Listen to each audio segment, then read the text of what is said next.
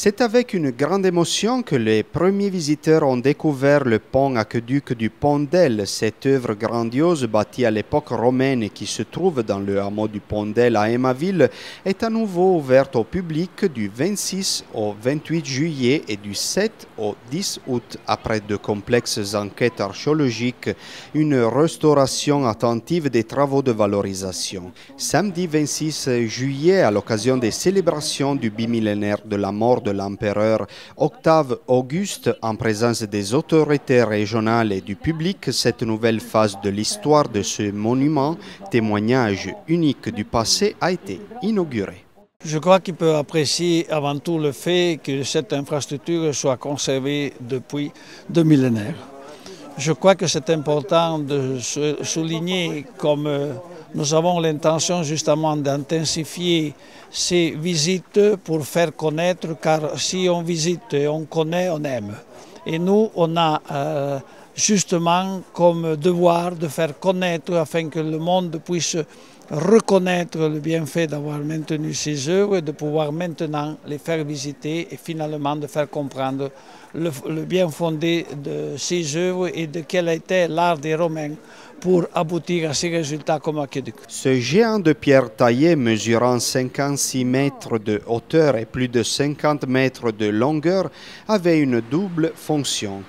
Dans sa partie supérieure, il servait d'aqueduc avec une canalisation imperméabilisée pour l'écoulement de l'eau.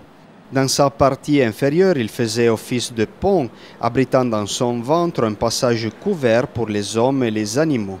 La fonction de pont-aqueduc était fondamentale pour apporter l'eau nécessaire à l'extraction et à la transformation du marbre Bardiglio, largement utilisé pour l'édification des monuments romains d'Ost. Exceptionnelle la présence de l'inscription apposée sur la façade nord qui date de la construction de l'aqueduc à l'an 3 avant Jésus-Christ et attribuée celle-ci à l'entrepreneur de Padoue Caius Avilius Caimus. Un projet très important pour l'assessorat, un projet qui est parti, ça fait à peu près 4 ans. Et en effet, moi, je dois remercier mes prédécesseurs qui ont cru dans ce projet très important, pas seulement pour le Val d'Autun, mais surtout aussi pour les nombreux touristes qui vont visiter ce lieu. Donc avec des fonds européens, mais on doit avouer que l'idée de croire dans la restitution du patrimoine au Val d'Autun a été sûrement une bonne idée. Sûrement, il y a un grand intérêt, avant tout, des Val d'Autun, des gens qui habitent et à Emaville, mais aussi dans toute la zone, dans toute la vallée d'Ost. Et surtout, on va chercher de créer, et sûrement, je crois, on va arriver à le faire, un grand intérêt aussi pour les touristes.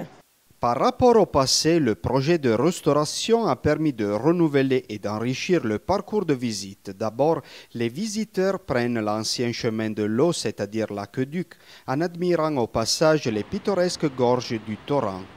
Arrivés de l'autre côté, ils entrent dans la structure pour emprunter l'autre chemin dans le sens opposé. Des panneaux transparents donnent l'impression de marcher dans le vide. Les matériaux qui couvraient la partie inférieure du pont ont été soigneusement enlevés en dévoilant les fondations du monument. Une passerelle en acier conclut le parcours en boucle et conduit au centre d'accueil.